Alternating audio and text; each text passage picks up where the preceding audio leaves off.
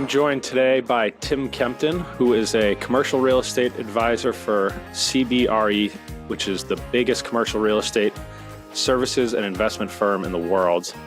Tim's based in Phoenix, where he helps startup companies, tech companies in Arizona find office space. Tim joins us today on Build Remote to talk about the state of office space. So thanks for being here, Tim. I appreciate it. Yeah, thank you. I appreciate the invite. I'm excited to see where this takes us, and we'll go from there. Absolutely. So I know CBRE puts out a lot of great data, reports by city, national, all that about office space demand, vacancy, lease rates, all that stuff. Give us like an overview from your perspective. What are the latest figures and how are those figures changing in the last 3 years? Yeah, so we're seeing a big trend. I think the easiest way to talk about this is to reference CBRE's occupier survey that they bring out on a quarterly basis for the most part.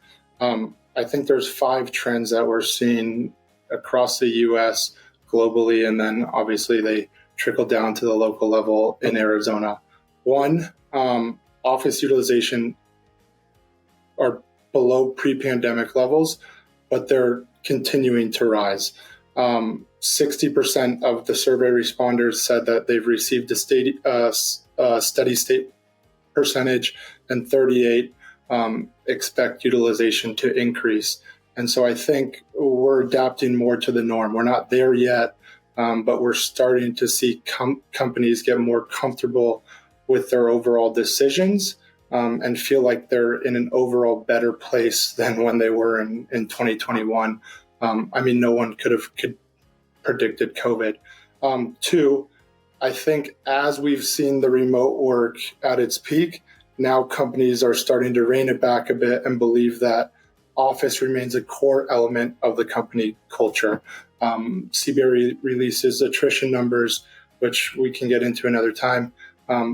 But they believe that a combination of both the office as well as remote work is here to stay. And companies need to find that balance through conversations with their employees and overall utilization of their employees. I think 3, then, portfolio optimization means more than just downsizing. At a local level, when we're advising local companies, most of the conversations is just talking about an overall reduction in their square footage or their footprint. At a national level, at a corporate level, it's entire portfolio optimizations, whether that's subleasing space, whether that's getting rid of some land that they may not be using, disposition of assets that are not conductive to their portfolio anymore. It's a lot of right sizing of the balance sheets like we're seeing at a national level and at the government level.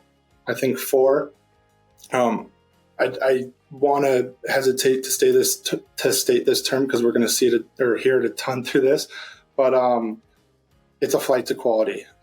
Companies are able to downsize by 10 to 30%, and in doing so, they're able to get 10 to 30% premiums on their rent. And then 5, occupiers are pushing landlords for flexible terms or shared space options. So they don't want to be locked into 10, 15-year leases anymore. And then they also want the buildings to have the capacity to place shared space. So if it's conferencing centers, fitness centers within the space, but not actually load that within their square footage. So those are the trends we're seeing. They vary different from a local level and a corporate level, but they're very similar at the end of the day. Yeah, thanks for sharing all that. That paints a good picture of where we're at. Let's talk more specifically about the companies that you advise and work with. How often would you say their people are in the office? Yeah, so I think with my consulting background, I'm able to say this phrase, but it depends. It greatly depends. Most of the companies have now settled into a hybrid model, whether that hybrid model is 2 days a week, 3 days a week, or 1 day a week, to be candid. It depends and it varies greatly. We're seeing some companies, Quick, who I think you're aware of, did the 4-day work week. We're seeing another architecture firm here do the 4-day work week. So it varies greatly. I think immediately we saw the fire companies jump on the return to office, meaning we had our financial services, insurance, and real estate companies see the early decision to move back to the office. And then other industries kind of lag behind and are still trying to get their footing on how they're going to return to office. But most of the companies that we're obviously consulting are working with some sort of hybrid model that brings them into the office. I would say 3 to 2 days a week. Most of those floating days are Monday and Friday, which allow their employees to have those flexible long weekends. If you were having conversations with founders and managers 3 years ago, 2 years ago versus now, how have their views on how to use the office space changed, and then also how to use remote work changed in that time? Yeah, so I think we'll start on how to use office space. I think it's been a big and necessary push from occupiers to push landlords to fully amenitize their buildings, spaces, and places of work. And I think ultimately it'll benefit the employees, the employers, and the occupiers at the end of the day. I think the reason this happened, and it happened so fast, is COVID-19 in general accelerated many business practices and accelerated technologies as well. So we've seen I don't want to call it eradication, but we've seen the kind of demise of call centers because now those employees have been pushed to home, or quite frankly, they've been automated through AI or other technologies that COVID-19 just accelerated quicker than we would have seen in the past. And so occupiers are now pushing landlords to amenitize their space, whether that's conferencing centers, fitness centers, food trucks, you name it, yoga studios. We have a restaurant going into our building here. So I think overall, at the end of the day, this power to the occupier is going to benefit the companies greatly as soon as we kind of reach our norm here. And then in terms of remote work, we're going to have to embrace it. I think employers, people like myself, who are big advocates of office, obviously, we've fully accepted it and we fully are finding ways to embrace it. And it just comes back to the way that we're now pushing landlords to make decisions that allow our employees, not our employees, but their employees to come back to the office. So overall, I think it's a great win for employers and employees in the way that COVID has fast-tracked this advancement in the way that we work. You had mentioned in there the fire companies. Is that financial investment real estate? Yeah, we'll call them financial services, insurance, and real estate companies. Oh, insurance. Okay.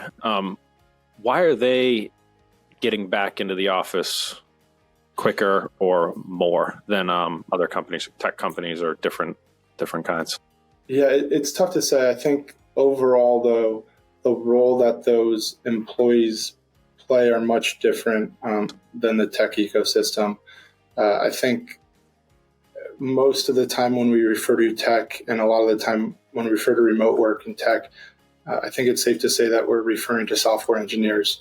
And a lot of those employees are used to just having their own space, their own hours, and just digging deep into code or any type of kind of hard thought out work that they're doing. The financial services, insurance companies, and real estate companies are a lot of the face-to-face interactions between outside clients and heavy salespeople, where I think they breathe and live through the energy of other people in the office. So I think it's just kind of a concept of roles and decision makers and how that played out. Yeah. Now, if one of those trends is, a lot of people downsizing, flight to quality, those sorts of things, I'm just curious to know, obviously that would generally mean the entire world would need less office space than it used to. So I'm curious to know if are office buildings being constructed, whether that's locally for you or across the U.S. I have no idea. Are they actually being built right now? So it's a twofold answer. The short answer is yes, but debt is very limited. The capital markets is heavily constrained due to the debt market. So people love to talk about how much dry powder is on the sidelines. You guys hear it in the VC world all the time. We hear it in the investments world from the real estate perspective. And while that may be technically true on the real estate side, the buying power of that dry powder has been reduced dramatically due to the leverage moving in the wrong direction. And I think it's a little bit more exacerbated on the real estate side than the VC side, is because the way owners and operators leverage real estate is so great in comparison to the VC world. And so real estate returns at the end of the day must compete in the capital markets. And so for that to happen, cap rates have to move drastically up to get the real estate dry powder to be at attractive returns that make sense for these investors. So that's a long way of saying buildings it's very hard to build buildings right now because your exit capital is so constrained.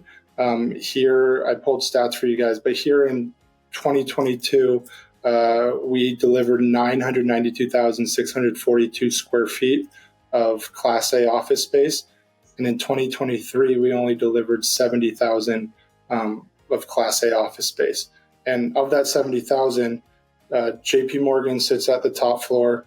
We have Sendoso on the second floor. We have JLL on the first floor.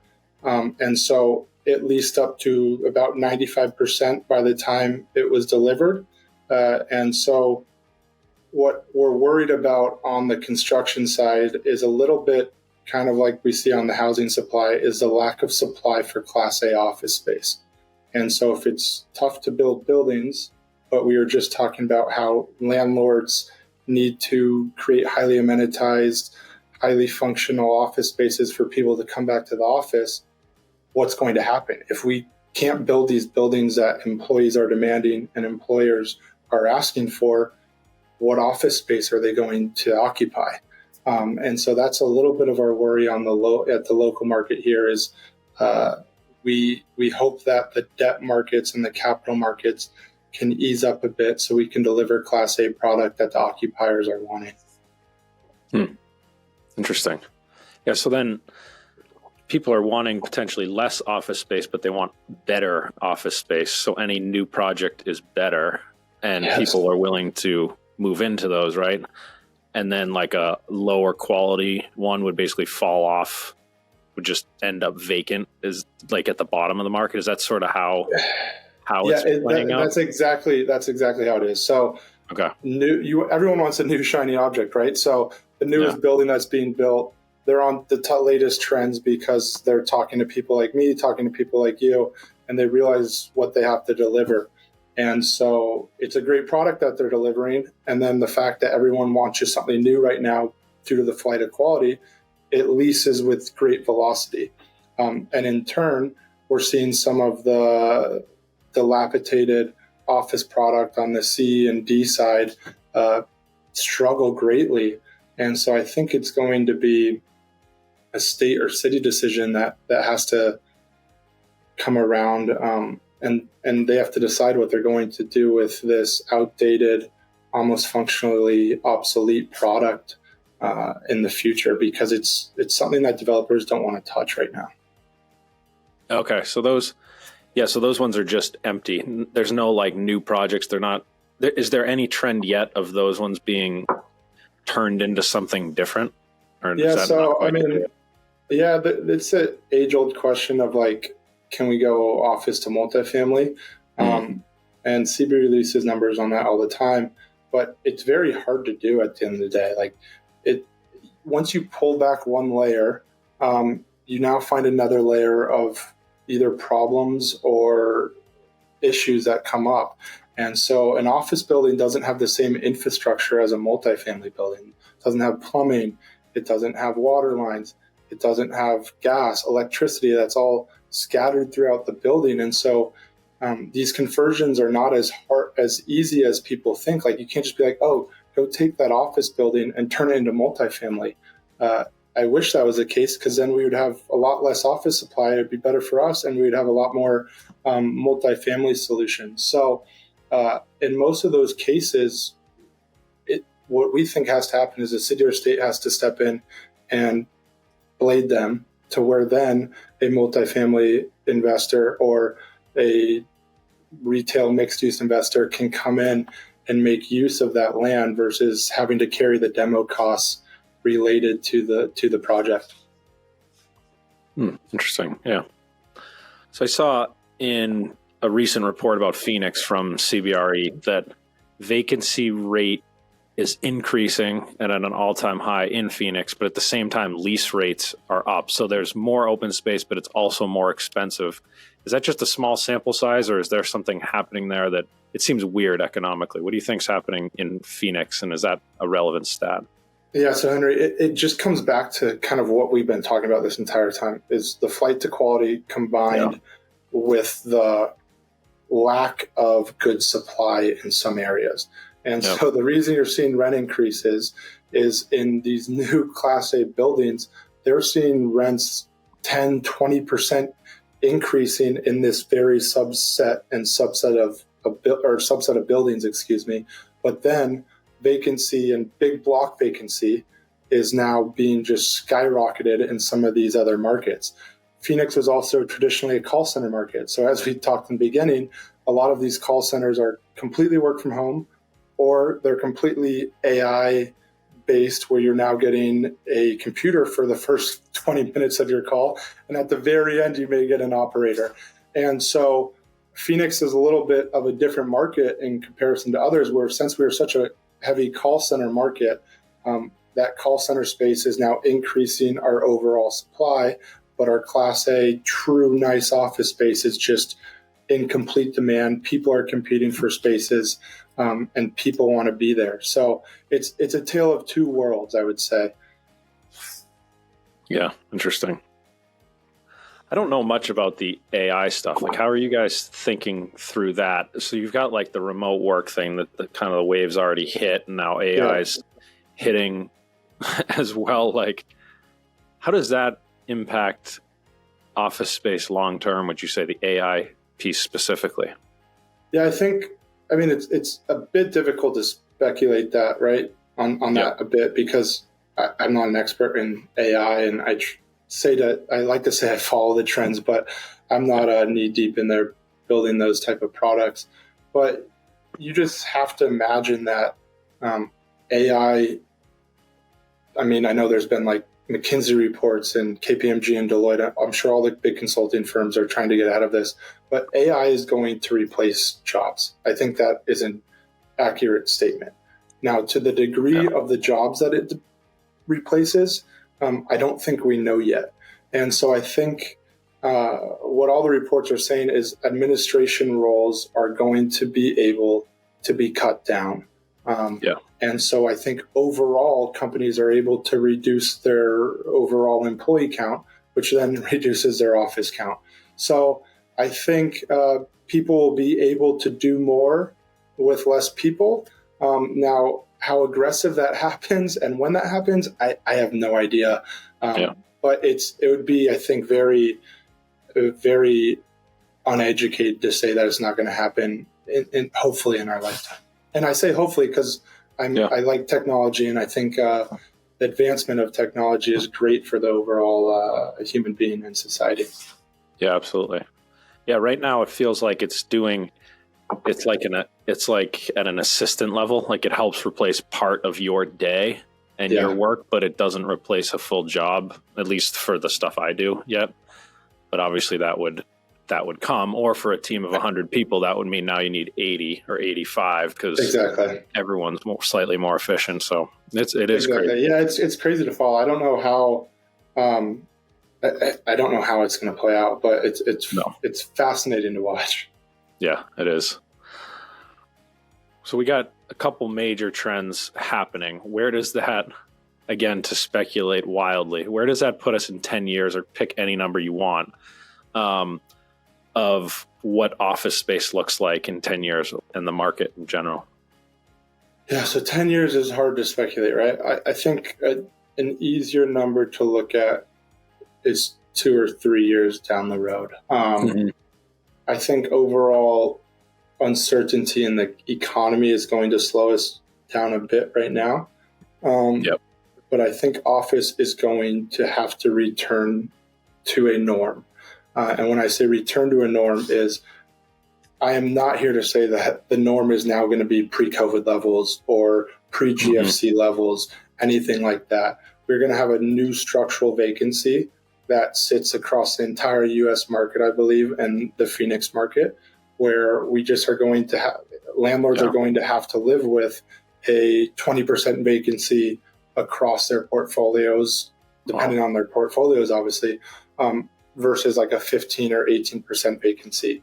And so I think the structural vacancy will increase in the local market and in the US market. And then two, I think we are going to see an overall utilization rate by the occupiers return to a norm as well. I think it's close to being there, as I think the battle between the employer and the employee and the labor market is starting to reach a level where there's going to be a compromise on both sides. But I also think we're going to just return to a normal utilization. That utilization is not going to be 5 days a week in the office. I think we all know that.